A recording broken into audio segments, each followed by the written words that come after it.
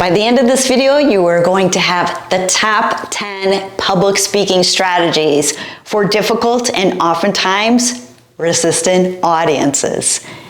Hi, I'm Jennifer. I'm a coach and consultant helping professionals just like you master difficult conversations and lead with confidence under pressure. And what more pressure can you have than public speaking, right?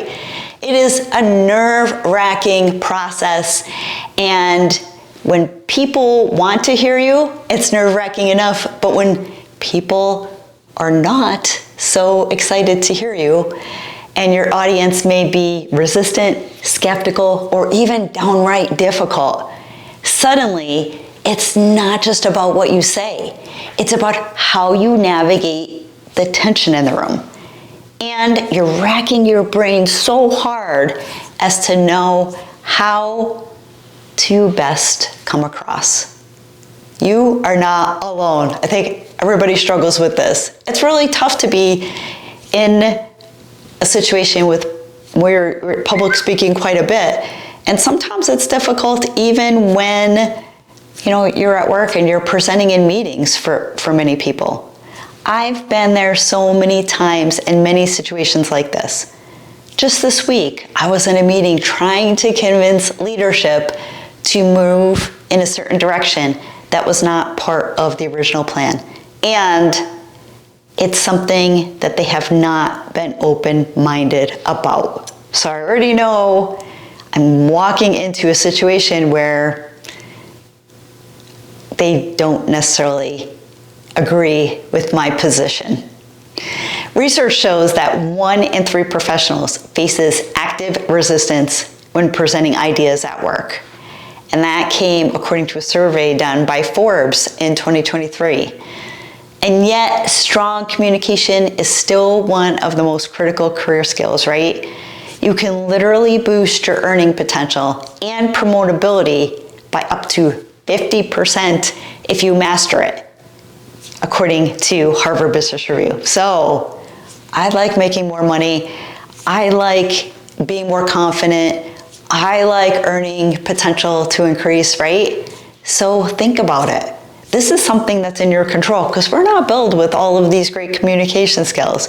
It's not like, we come out of the womb and all of a sudden we're a great communicator. Although some people look like they just have it all together naturally. Most of us need to work at it. So there is hope, right? So how do you speak with clarity and confidence when your audience is crossing their arms? They got that no smile on their face. You swear that their face would break if they smiled, right? And they're just not leaning in. They're actually leaning back, being resistant, and holding their ground because of what they believe oftentimes, right? How do you convince a difficult audience who's made up their mind almost, when you know deep down you need to make it feel like it was their idea in the first place to get buy-in? That's a tough task, right? How many people do you know that you might pose a suggestion and they're not really on board, but if you spin it a certain way and they come across like, hey, that was my idea, and they get that pat on the back, right? They're all about it. So by the end of this video, we're gonna go through these top 10 public speaking strategies for winning over these difficult rooms. The first tip is lead with empathy and not with ego. So resistant audiences are often protecting something, right? Status, workload, pride, they're in charge. Start by acknowledging their perspective before diving into your own. So if you already know something is not where they want it to be, I know some of you may have some concerns about this.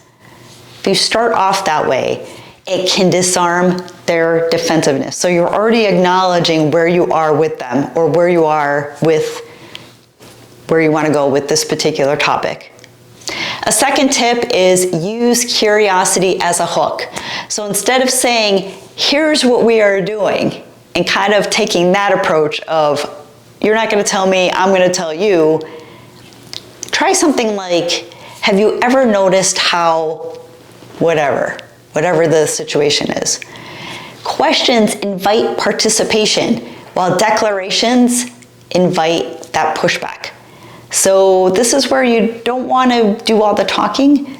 You want to make it interactive. So if you add in those hooks, those questions, it brings them forward because they need to say something, right? Or they should. Research shows questions increase audience engagement by up to 50%. So I'll take that, especially in a room where they're not really engaged because they're just showing up to say they showed up. A third tip is let's match, and then we lead them in the right direction or the direction we want them to go. So psychologists call it mirroring. If your audience is skeptical, start by reflecting their concerns back to them. Then pivot. People are more likely to follow someone who first meets them where they are. So once again, we're acknowledging where we are with the situation so that if there's anything additional, let them voice that, right? Before we get into what we're thinking. A fourth tip is let's control the pace. So a tense room, it can make you rush through your words, right? And when you speak very quickly, you're reflecting that you're insecure, you're nervous, and they're getting the best of you. I will just say that for flat out. That's what they are seeing. They know that they have you where they want you. So resist the urge. Speak at, they say 150, 160 words per minute. I don't really know how they figured that out as being a sweet spot. And that was according to the Journal of Verbal Learning and Verbal Behavior. But take the effect of taking some pauses, taking a deep breath, slowing down.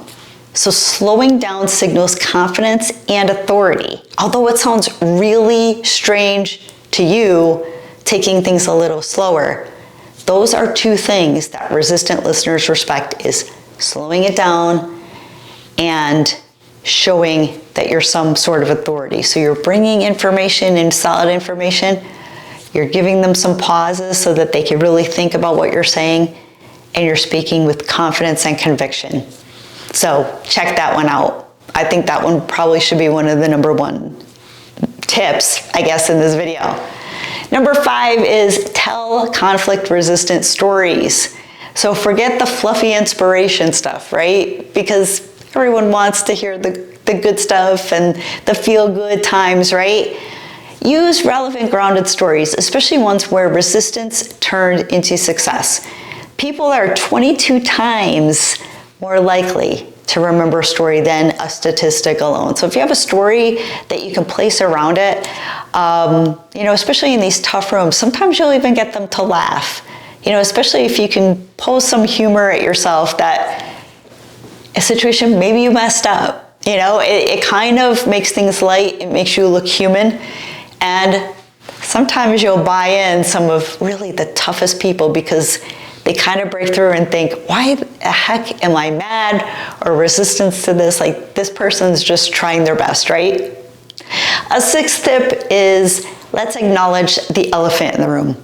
Pretending tension isn't there only makes it scream louder, right? I don't like louder screaming. There's not necessary at all. A line like, I realize not everyone agrees on this, signals courage. Because you know and they know what you're stepping into, right? Resistance often softens when people feel seen. So if these tough people in the crowd feel like you're not just blowing them off, you're really acknowledging what they have to say, they may lean in a little bit more. A 7th tip is let's master the power of the pause, right? Get rid of the ums though. Silence unsettles defensive audience all the time because they're like, what's going on? Why is it so quiet, right? In a good way though. Instead of filling the space with ums or pause. Just pause. Take a deep breath because you probably need it too, right? But it draws their attention back to you and it gives weight to your words. So they're like, why do they pause? Why are they not saying anything?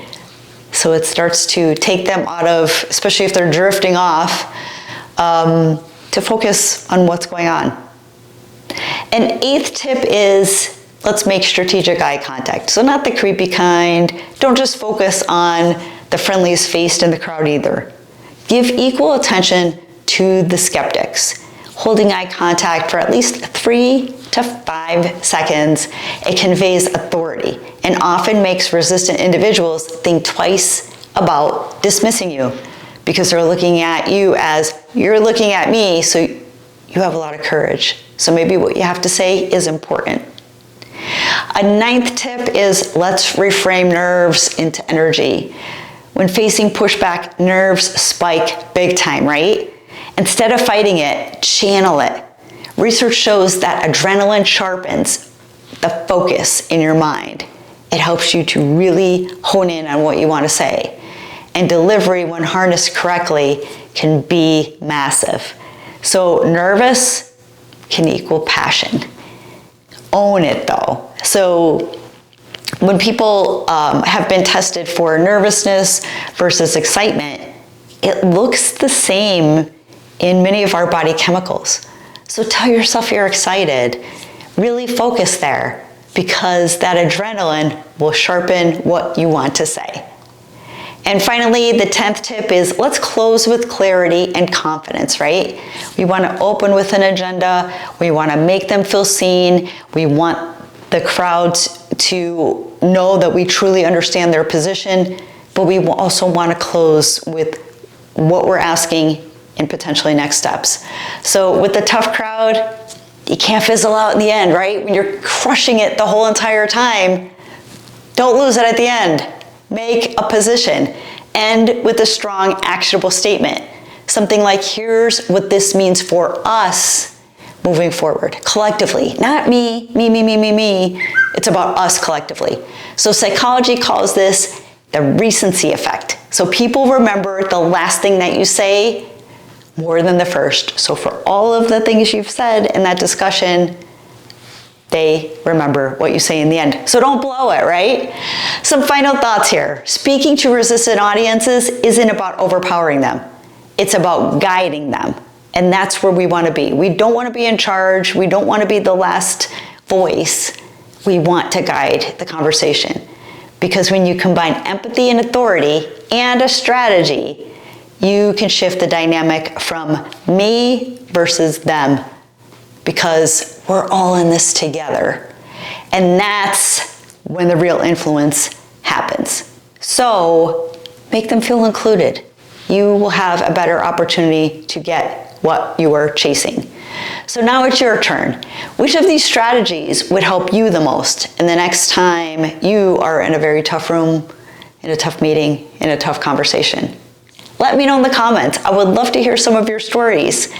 And if you found this helpful, if you found it valuable, please consider sharing, please consider subscribing, and we will see you all in the next video.